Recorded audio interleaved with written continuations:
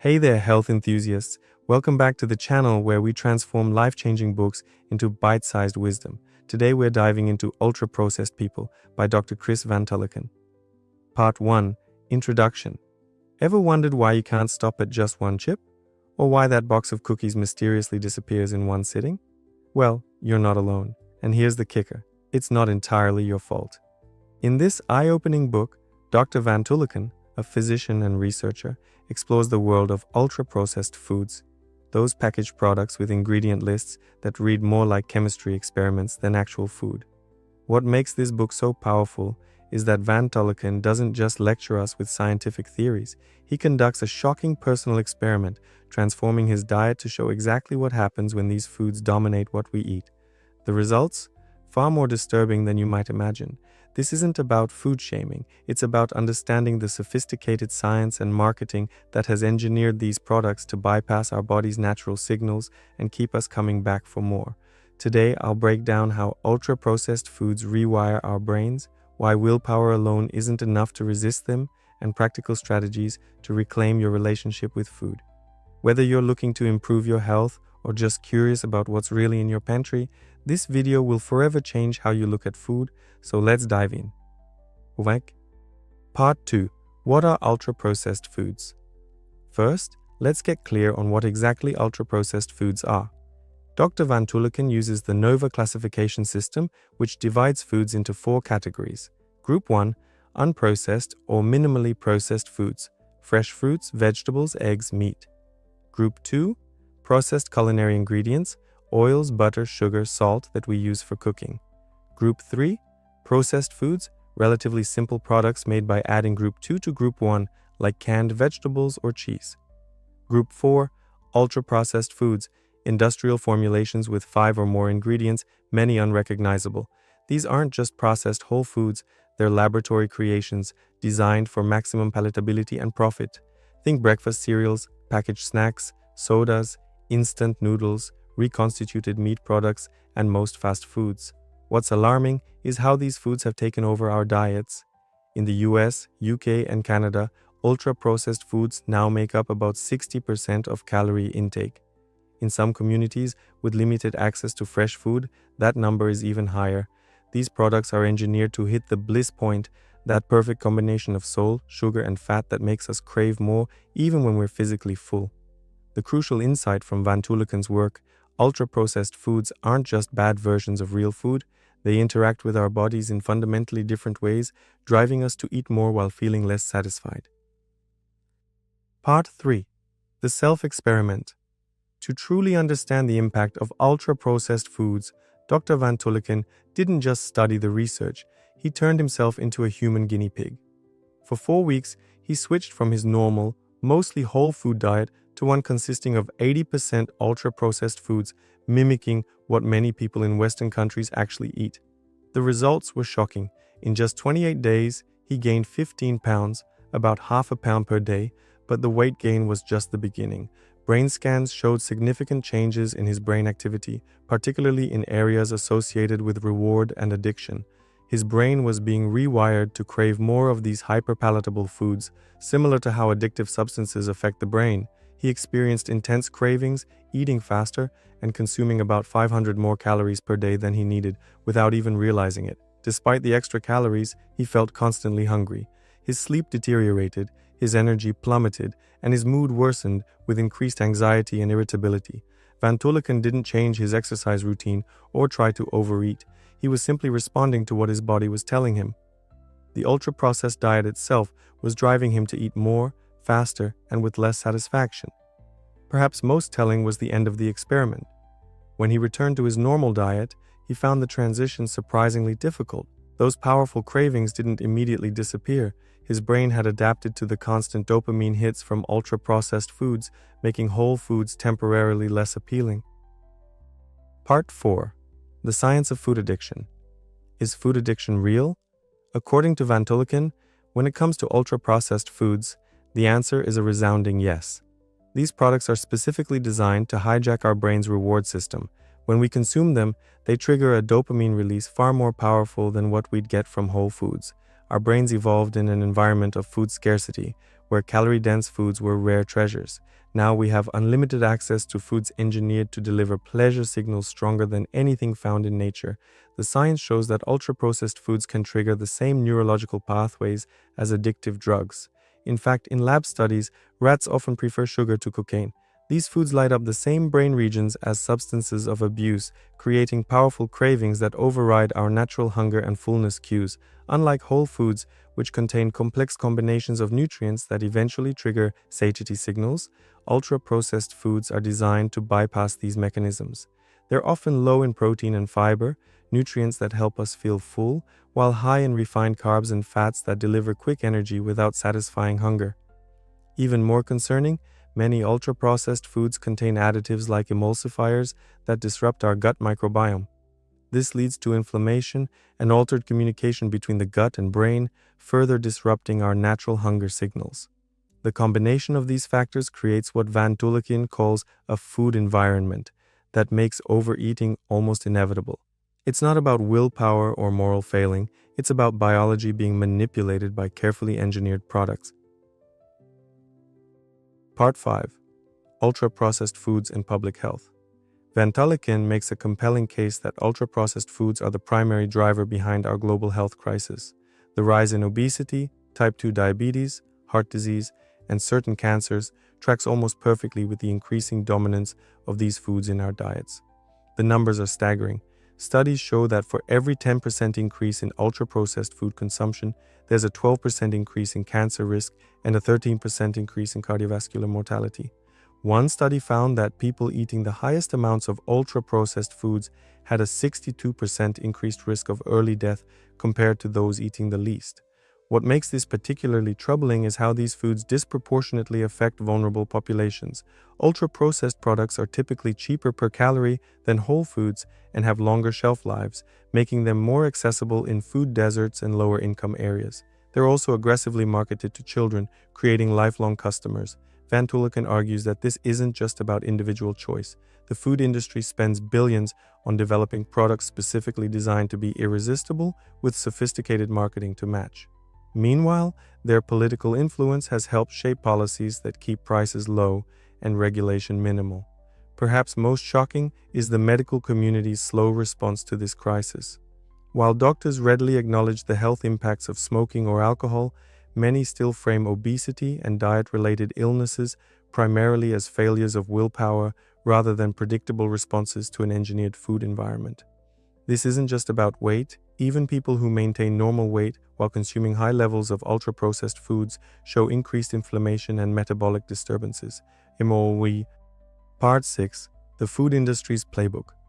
Van Tulleken dedicates significant attention to exposing how the food industry operates. He reveals striking parallels between Big Food's tactics and those previously used by Big Tobacco.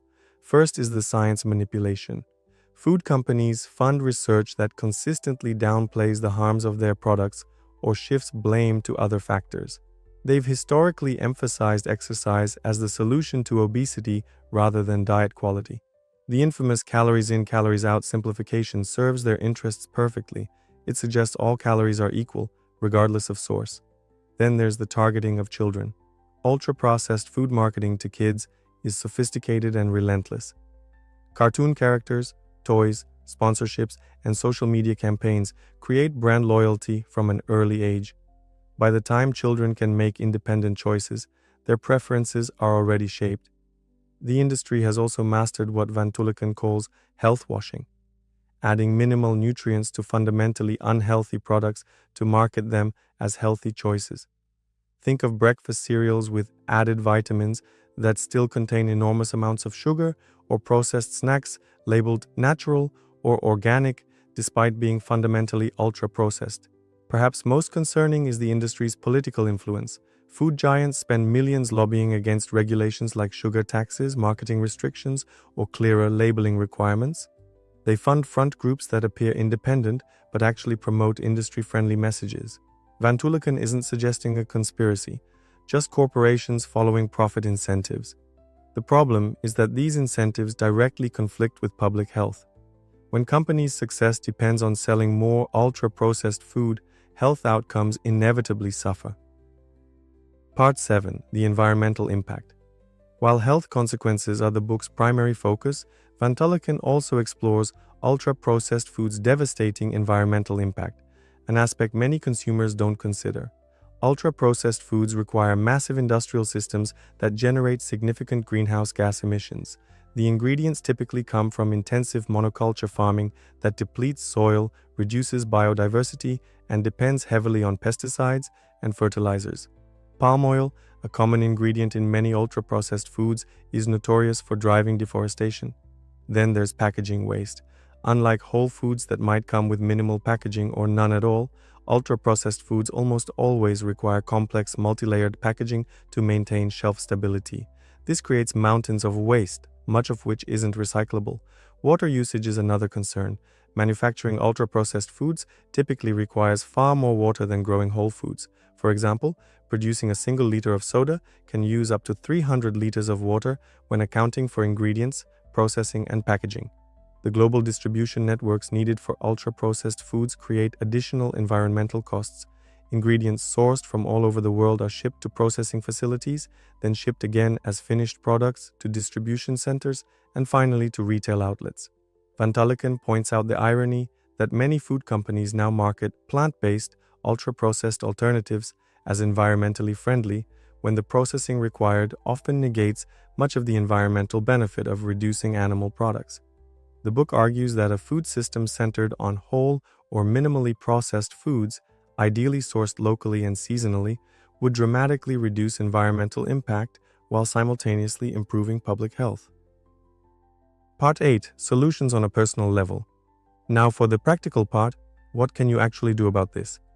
Van Tulleken offers several strategies for reducing ultra-processed foods in your diet. First, he emphasizes awareness. Simply recognizing ultra-processed foods is a crucial first step. Check ingredient lists. If they contain items you wouldn't find in a home kitchen or have more than 5 ingredients, they're likely ultra-processed. Next, he suggests gradually reducing rather than eliminating. Going cold turkey often leads to cravings and rebound eating.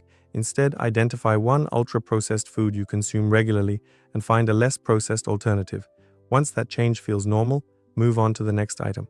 Cooking more at home is perhaps the most powerful strategy. When you prepare food yourself, you naturally use fewer additives and processing agents. Van Tulleken suggests starting with simple recipes that require minimal time and ingredients. Importantly, he addresses the very real barriers many people face: limited time, tight budgets, lack of cooking facilities, and food deserts make reducing ultra-processed foods genuinely difficult. He offers practical workarounds like batch cooking, utilizing frozen fruits and vegetables, and simple meal templates that can be adapted based on what's available.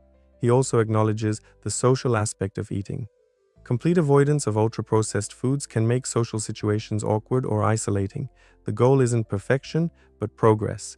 Perhaps enjoying pizza with friends occasionally while focusing on whole foods for everyday meals. The key message is compassion for yourself. If you're struggling with cravings, remember that these products are designed by teams of scientists to be irresistible. It's not a failure of willpower, but a biological response to carefully engineered stimuli. Part 9. Systemic solutions. While individual changes are important, Van Tulleken emphasizes that truly addressing the ultra-processed food crisis requires systemic solutions.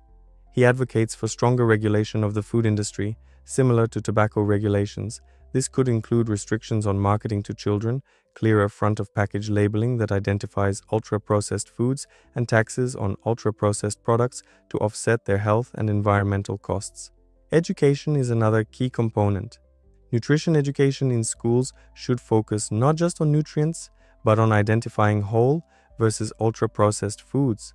Medical schools need to provide more comprehensive training on nutrition so doctors can better advise patients. Van Tulleken also calls for changes to agricultural subsidies. Currently, many governments heavily subsidize crops used primarily in ultra-processed foods like corn for high-fructose corn syrup, while providing minimal support for fruits and vegetables. Rebalancing these subsidies could make whole foods more affordable. Urban planning plays a role too. Communities with better access to grocery stores, farmers markets, and green spaces for growing food have lower consumption of ultra-processed foods. Policies supporting these infrastructure elements can dramatically impact food choices. School meal programs represent another opportunity.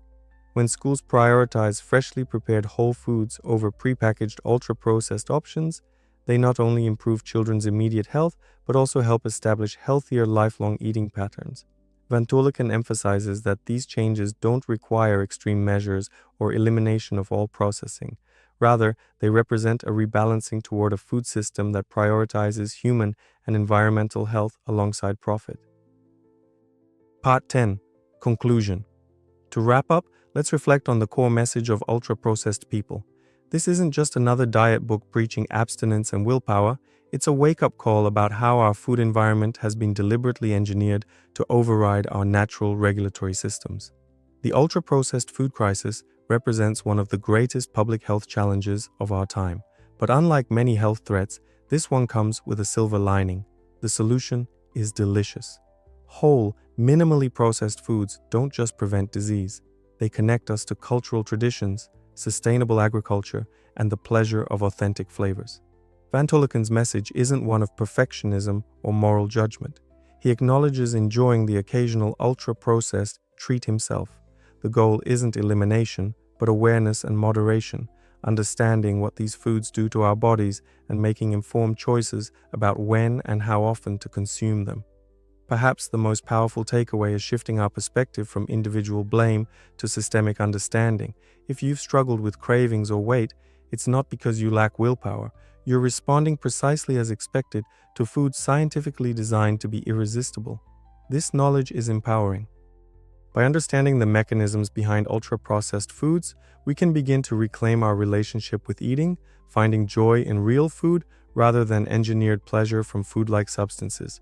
If you found this breakdown valuable, please hit that like button and subscribe for more eye-opening book summaries delivered weekly. Share this video with someone who might benefit from this information. It could literally change their life. What ultra-processed food do you find hardest to resist? Drop a comment below and let's start a conversation about our collective journey toward healthier eating. Until next time, remember, eat real food, not too much, mostly plants. Your body, mind, and planet will thank you.